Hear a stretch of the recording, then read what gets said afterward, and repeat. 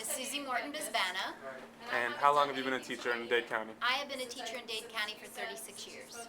Okay, so 36 years is a long time, and I figure in that time that you've seen, gotten a good sense of how the school system runs.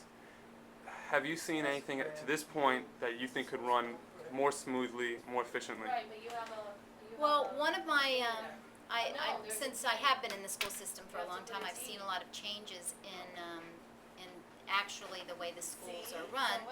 And one of the biggest complaints since FCAT has come in is the fact that I feel it's very difficult for a school, the school that I'm at right now, which is a Title I school, to keep up with some of the standards that they set for FCAT testing. So one of the things I would like to see is if the children that maybe aren't on grade level were tested at the beginning of the year and then were able to be tested at the end of the year, and we showed the amount of growth that took place for that child for that school year, rather than testing them in the spring on FCAT, which is on grade level, and even though this child may have made huge gains during the year, they may not be on grade level yet. So FCAT doesn't show the growth that took place for that child. So it's very defeating for a child to be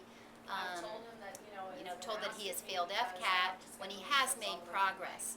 So, and I don't think lowering the standards is the answer. I just think it should be the child compared, the growth of the child compared from the beginning to the end of the year, so that even though the child has not probably reached the standards that FCAT sets for us, for that particular grade level, they have shown growth. So it's not kind of a self-defeating thing for them to find out that they failed FCAT. So you think it'd be better to measure a child against his or her own achievements rather than measuring them against somebody else who might have had all the benefit in the world, and this child might Absolutely. not have parents at home speaking different language. Right, and absolutely. And I also feel that, I know standards are necessary because, they want to know how our kids compare to kids in the state. They want to know how our kids compare to kids nationally, and I understand that's important.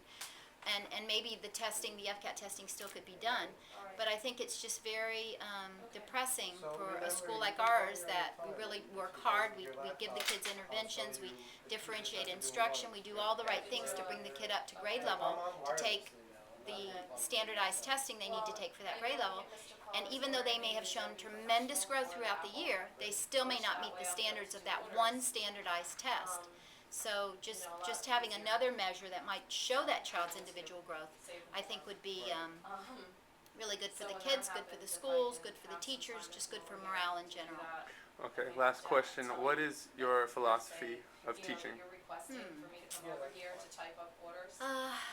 My philosophy of teaching, I guess, would be that it takes an awful lot of dedication to be a teacher, but I think mostly it takes someone who just loves children and loves to see the spark in them, and to be able to initiate that spark and see where it takes children. So I guess I would say that my philosophy would be for a teacher to just kind of take the profession to heart, and to realize that there's a lot of shortcomings in it.